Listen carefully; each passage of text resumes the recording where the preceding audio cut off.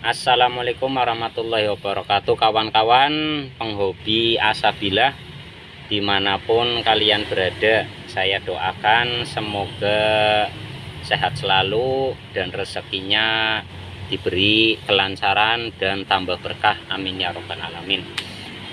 Oke, sesuai janji ya. Ya sebenarnya bukan janji sih ya. Kemarin kita habis memotong-motong batu asa Corundum Jepang yang bentuknya bulat ya. Kita potong-potong, dan di video kemarin kita bilang estimasi grade batu asa Corundum tersebut itu kisaran 2000. Nah, di sini kita ada satu potong ini ya. Jadi kemarin satu lingkaran kita potong menjadi 5. Nah, ini contoh yang sudah dipotong. Ini kita ukur tadi panjang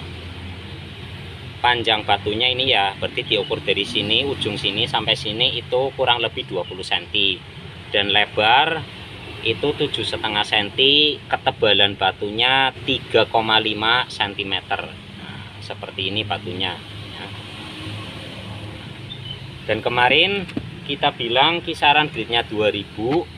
Itu kita samakan tingkat kehalusan batu asahnya menggunakan jari-jari ini ya, kita raba itu kurang lebih hampir sama ya dengan amplas pabrikan yang nomor 2000 ya, yang nomor 2000 ini amplasnya merek Shiken.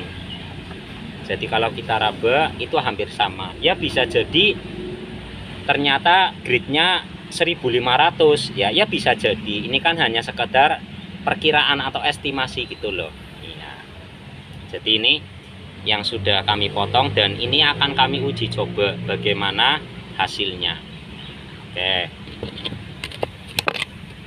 Nah, untuk uji cobanya bentar, kita pasang dulu. Oh ya, sebelum dipakai ya, ini kita rendam dulu biar gelembung-gelembung yang ada di pori-pori batunya itu bisa keluar semua ya. Memang begitu cara kalau mau menggunakan batu asa ini ya. Oke, ini yang akan kita uji coba pisau milik saya sendiri. Ini pisau milik saya sendiri ya.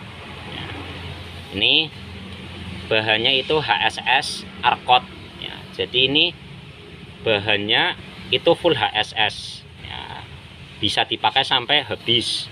Nah, berbeda dengan bahan-bahan yang seperti per atau kikir atau bar senso, itu biasanya kalau disepuh pakai air itu paling lebar sepuhan sekitar 1 cm atau di bawah 1 cm.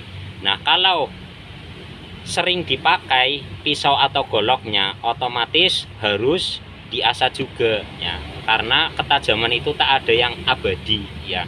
Kalau dirasa agak tumpul harus kita asah, dirasa agak tumpul harus kita asah. Nah, lama kelamaan otomatis sepuhannya akan habis bagian yang disepuh, jadi harus disepuh lagi.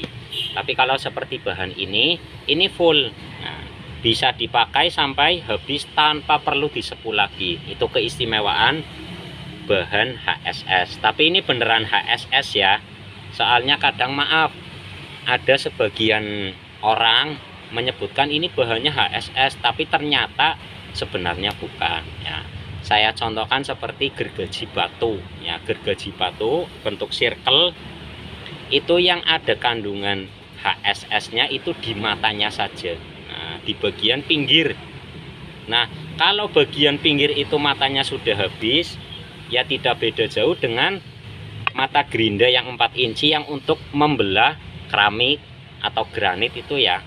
Ketika bagian diamondnya itu sudah habis ya, tidak bisa digunakan, alias seperti besi biasa ya, mungkin bisa dipakai untuk bilah tapi memang harus melalui proses sepuhan gitu loh.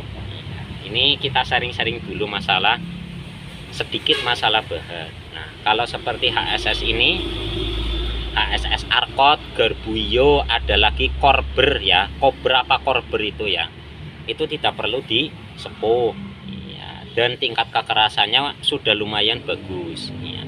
Kalau yang level di atasnya lagi seperti HSS DM05, HSS Julia, CO5 itu lebih hebat lagi dalam segi kekerasan, keawetan tajam. Namun HSS seperti itu juga agak rawan ya, misalkan terjadi chipping ya, itu kita ngasahnya lumayan repot ya, terkecuali punya batu asa atau alat asa yang gerusannya itu bagus. Nah seperti itu ya. Dan kalau ketebalan misalkan HSS DM05 ketebalan sekitar 1 mili ya, itu lebih rawan patah ya, lebih rawan patah.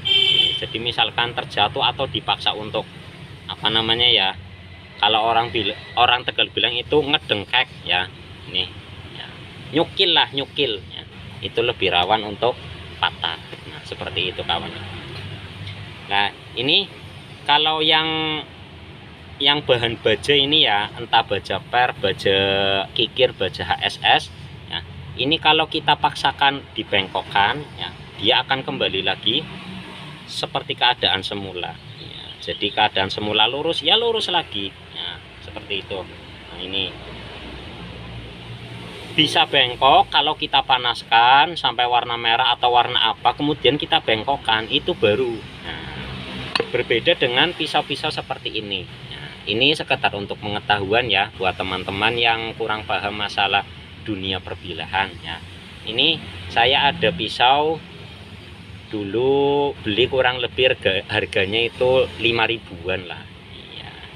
Kalau dilihat segi ketebalan itu sama ya, kurang lebih ya hampir 2 mili ya. Namun ini bahannya besi pelat biasa ya. Taunya dari mana? Kita coba bengkokkan.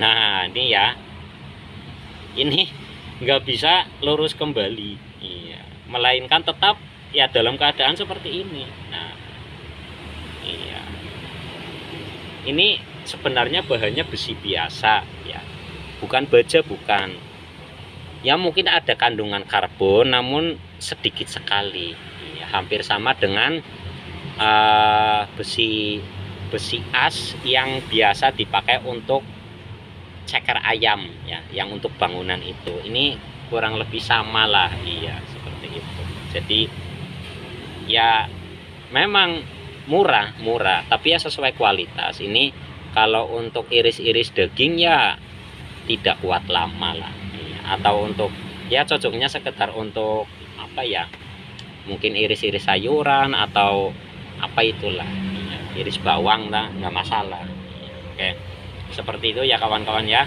Jadi harus bisa membedakan mana yang bahan beneran baja, mana yang bukan. Ini contoh yang besi biasa, bukan baja, ini yang oke.